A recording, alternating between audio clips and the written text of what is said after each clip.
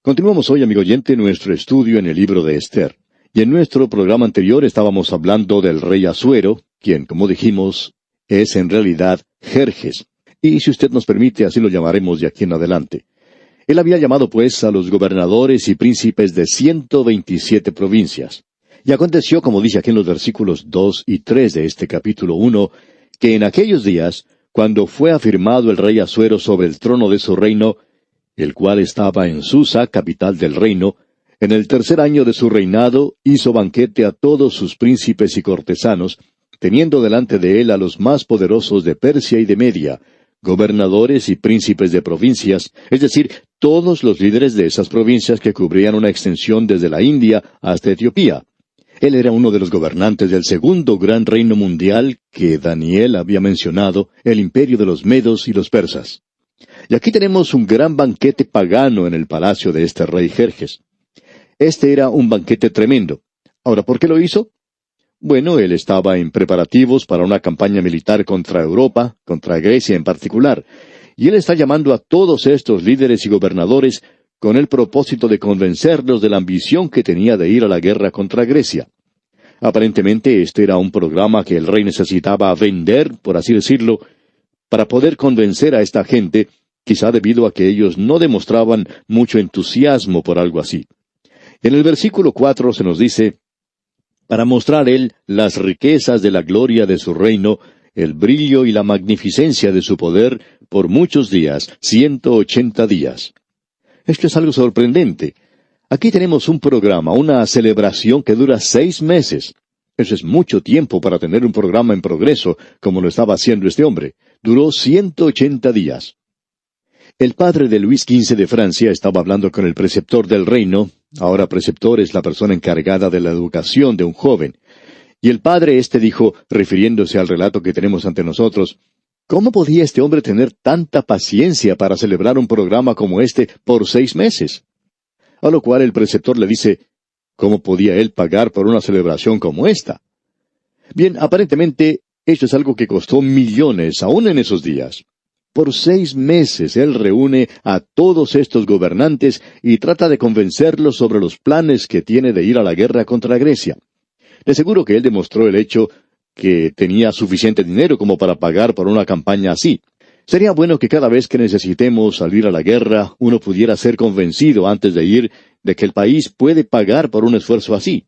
Pues bien, este rey está convenciendo a aquellos que pertenecen a su reino y les está diciendo a estos gobernantes que él es capaz de pagar por eso. Él está demostrando la opulencia y el lujo, así como la gran riqueza de su reino. Era una gran fiesta pagana, era algo completamente impío, sin Dios. Hay personas que cuando leen esto piensan que pueden encontrar en este pasaje alguna lección espiritual. Y hablando honradamente, no vemos nada en este párrafo. Dios nos está introduciendo aquí ante una corte pagana, donde las decisiones que se toman tienen efecto en todo el mundo y donde parecería que Dios ha quedado de lado. Pero Dios quiere que sepamos que Él está en control de estas circunstancias y Él va a cumplir su propio propósito. Ahora, en el versículo 5 de este capítulo 1 de Esther leemos, y cumplidos estos días, hizo el rey otro banquete por 7 días en el patio del huerto del palacio real a todo el pueblo que había en Susa, capital del reino, desde el mayor hasta el menor. Aquí tenemos un banquete que durará toda una semana, 7 días. Continuemos con el versículo 6.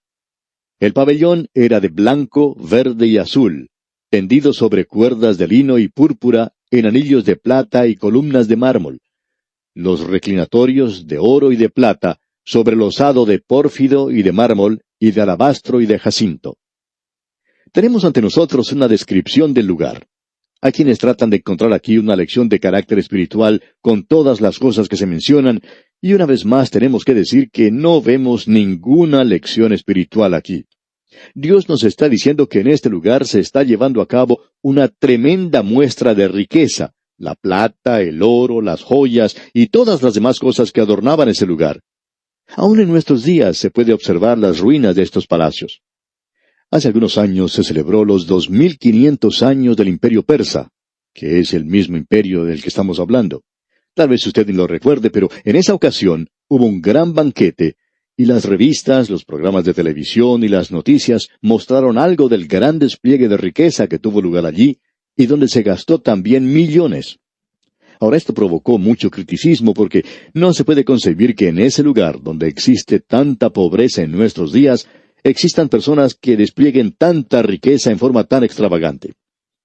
Pues bien, aquí tenemos el primer banquete que aparentemente se llevó a cabo en ese lugar, y tiene una duración de 7 días, y tuvo lugar en el palacio. Ellos no tuvieron que erigir tiendas para las celebraciones. Estos palacios de mármol, con sus extraordinarios adornos, con sus hermosos cortinajes y tapices, tenían que haber sido una fiesta para los ojos. Este rey está pues tratando por todos los medios de convencer a su pueblo sobre lo que quiere hacer. Y en el versículo 7 leemos: «Y daban a beber en vasos de oro, y vasos diferentes unos de otros, y mucho vino real, de acuerdo con la generosidad del rey». En otras palabras, todo existía allí en gran abundancia, y este era un super banquete. En la primera parte del versículo 8 dice: «Y la bebida era según esta ley, que nadie fuese obligado a beber». Por supuesto, estas personas no eran tan civilizadas como lo somos nosotros en estos días. Hay hombres de negocios que dicen que es casi imposible ir a algunas reuniones de negocios en el día de hoy donde se sirve bebidas alcohólicas y no participar. Uno de ellos, que ocupaba una alta posición en una empresa, contó en cierta ocasión que el presidente de esa compañía lo había llamado a su despacho. Él había notado que este hombre no bebía en una de sus reuniones sociales. Pensándolo bien, uno diría que el presidente de una organización preferiría tener a un hombre sobrio. Sin embargo, él lo reprendió porque no había participado en las bebidas que se servía. Usted se da cuenta, amigo oyente, que aun cuando somos más civilizados en nuestros días, obligamos a las demás personas a beber. Pero aquí, en esta ocasión que estamos observando, ninguno era obligado a beber si no quería hacerlo. Que nadie fuese obligado a beber, dice aquí. Ahora, finalizando la lectura del versículo 8, y en el versículo 9 vemos que, porque así lo había mandado el rey a todos los mayordomos de su casa, que se hiciese según la voluntad de cada uno. Asimismo, la reina Vasti hizo banquete para las mujeres en la casa real del rey Asuero. Ahora, la reina Vasti había hecho un banquete para las mujeres. Usted puede apreciar que los hombres y las mujeres no tenían un banquete juntos en esos días. Hubiera sido algo contra las costumbres sociales el hacer algo así. Y nuevamente nos damos cuenta de lo incivilizados que eran, ¿verdad? El no estar todos juntos y no tener ningún despliegue de sexo de una manera u otra. Pero estos son asuntos serios. El rey no está tratando de convencer a los líderes de su país sobre las bellezas y cualidades de un automóvil, sino de una guerra, de una campaña contra los griegos. De modo que la reina Vasti se reúne con las mujeres. Ellas se reúnen en un lugar aparte, en el palacio de Vasti, y ellas son huéspedes de la reina en este banquete. Notemos ahora lo que sucede. Leamos la primera parte del versículo 10. El 7º día, estando el corazón del rey alegre del vino, eso quiere decir que él estaba borracho. El rey se sobrepasó. Uno no tenía que beber si no quería, o podía beber todo lo que quisiera.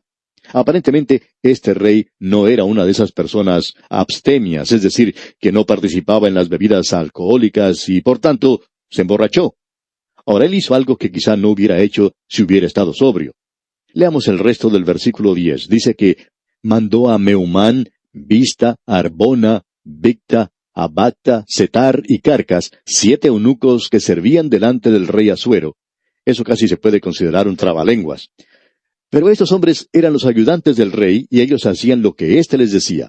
Y este hombre, este rey borracho, les manda que trajeran a la reina Vasti. Leamos el versículo 11. Que trajesen a la reina Vasti a la presencia del rey con la corona regia, para mostrar a los pueblos y a los príncipes su belleza, porque era hermosa. Lo que él está haciendo es algo bastante indigno de un caballero. Se está portando de una manera muy ruda. Él nunca lo hubiera hecho si hubiera estado sobrio. Él los envía pues a que trajeran a la reina, y aparentemente la razón por la cual hacía esto era que él estaba demostrando su gloria y riqueza, y ahora él quería que ellos apreciaran lo que era Vasti, quien era su tesoro, su joya, podemos decir. Pero, en lugar de demostrar eso, aquí se presenta un escándalo en la familia real. Notemos lo que sucede. Versículo 12. Mas la reina Vasti no quiso comparecer a la orden del rey enviada por medio de los eunucos. Y el rey se enojó mucho y se encendió en ira.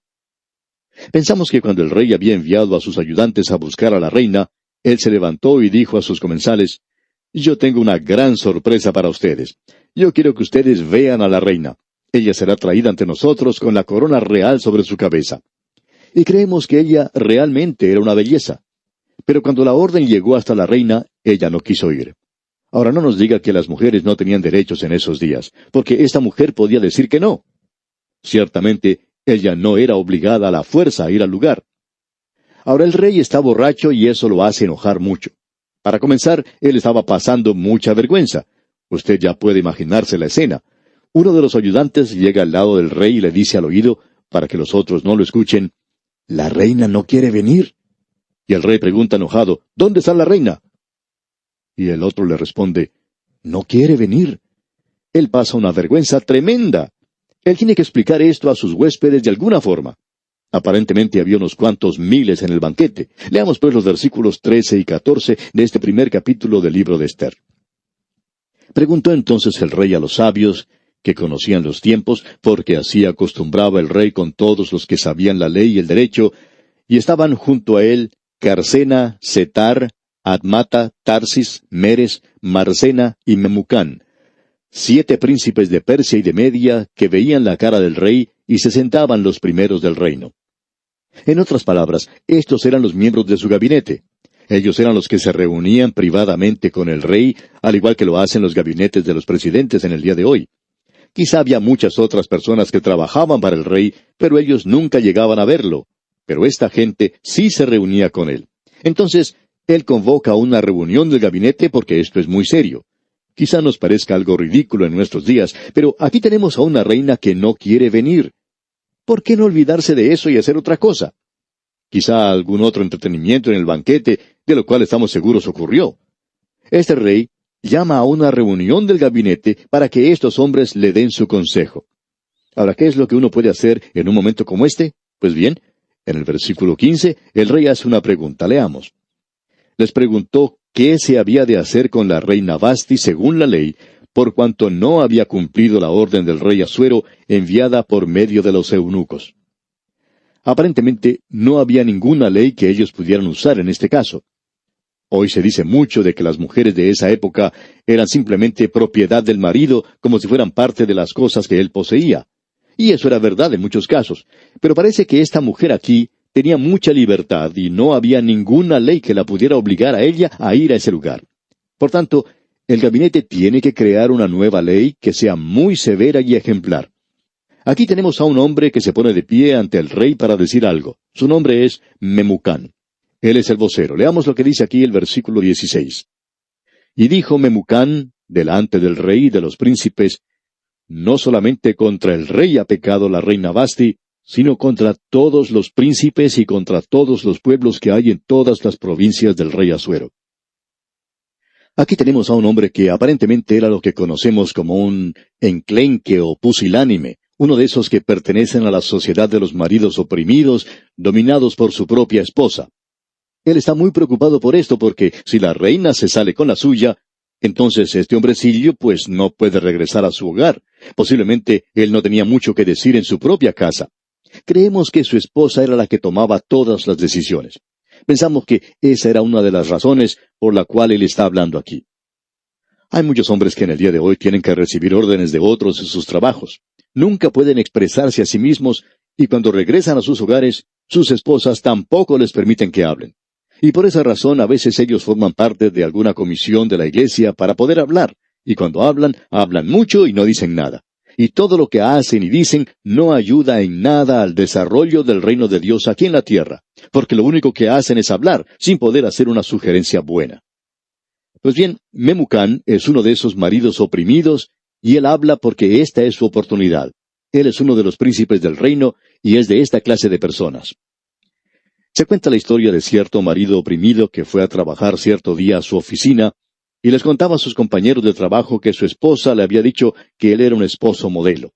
Finalmente, llegó a contarle esto a una de esas secretarias que son serias y ásperas, y le dijo: ¿sabe que mi esposa me dijo que soy un marido modelo?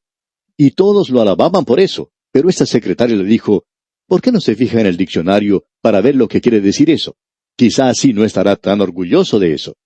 Este hombre pues fue y buscó en el diccionario y encontró que la palabra modelo quiere decir representación en pequeña escala.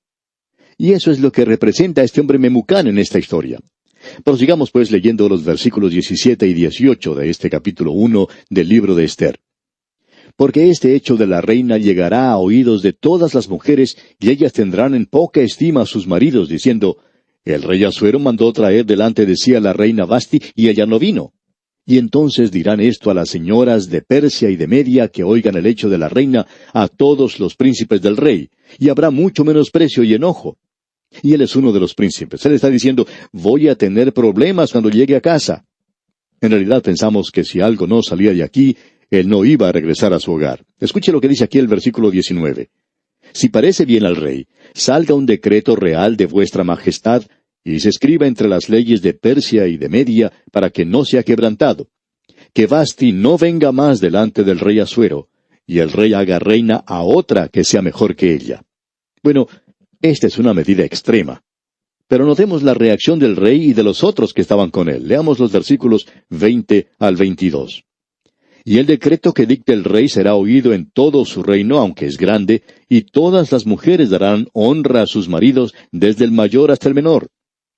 Agradó esta palabra a los ojos del rey y de los príncipes, e hizo el rey conforme al dicho de Memucán, pues envió cartas a todas las provincias del rey, a cada provincia conforme a su escritura, y a cada pueblo conforme a su lenguaje, diciendo que todo hombre afirmase su autoridad en su casa, y que se publicase eso en la lengua de su pueblo.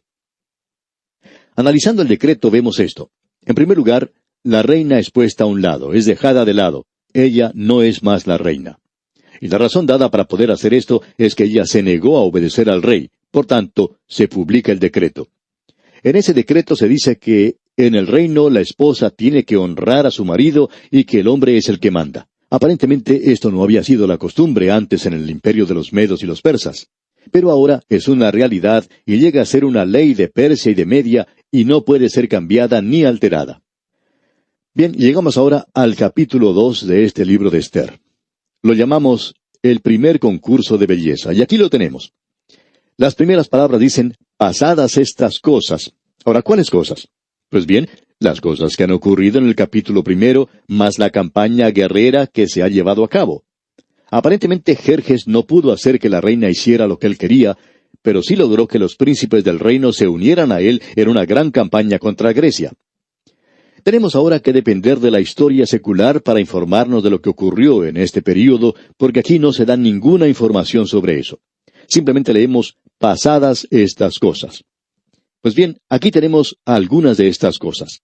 Este rey Jerjes comandó un gran ejército y se dirigió hacia Europa. Él se enfrentó a los griegos en Termópilas. Y esto fue algo desafortunado porque el secreto de la fuerza de los persas estaba en las grandes cantidades de soldados. El soldado individual no era mucho. Ellos no estaban tan bien entrenados como los griegos. Estos habían puesto énfasis en la persona, en el individuo, y como resultado, un soldado griego podía dar cuenta de 10 soldados persas. En esta batalla, solo unos pocos persas podían entrar al desfiladero, y los defensores griegos causaron estragos tremendos en sus filas. Como resultado, los griegos se apuntaron una victoria moral sobre los persas.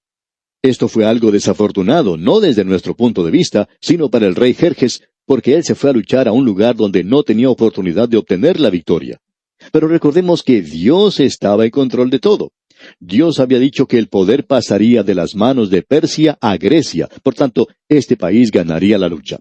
Y si usted quiere enterarse si Dios intervino en esto o no, observemos lo siguiente. Este rey Jerjes tenía 300 barcos que habían ido por mar con el propósito de atacar al enemigo por la retaguardia y se encontraban en la bahía de Salamina. Y parecería que en el próximo día ellos podrían llegar a tierra y que gracias a un ataque sorpresa podrían fácilmente alcanzar la victoria. Pero durante la noche, una gran tormenta castigó la zona y todos los barcos con sus tripulantes, soldados y armas fueron a parar al fondo del mar, destruidos completamente por la furia de los elementos. De modo que este rey Jerjes ha sufrido una tremenda derrota, y en esas condiciones regresa a su palacio en Susa. Él va de un lugar a otro. Y en el capítulo 2, el primer versículo leemos, pasadas estas cosas, sosegada ya la ira del rey Asuero, se acordó de Vasti y de lo que ella había hecho, y de la sentencia contra ella. Ahora, la ley de los medos y los persas no se puede cambiar. Aún la misma ley decretada por este rey no se podía cambiar en absoluto. Él se encuentra, pues, anonadado por lo que ha hecho, el haber puesto a un lado a esta hermosa reina, y ahora ya no la puede detener más. Después de su derrota y en su soledad, él anda de un lado para otro en el palacio con mucha tristeza. No solo eso, este hombre tenía una aberración mental, como apreciaremos más adelante. Él está pensando en la reina Vasti, sus siervos se dan cuenta de su estado y lo están observando, y saben que es necesario hacer algo. Pero dejaremos esto para considerarlo en nuestro próximo programa. Estamos seguros que usted querrá conocer paso a paso los acontecimientos acaecidos en el estudio del libro de Esther. Le invitamos, pues, a sintonizarnos. Mientras tanto, deseamos a usted una vida llena de la presencia del Señor.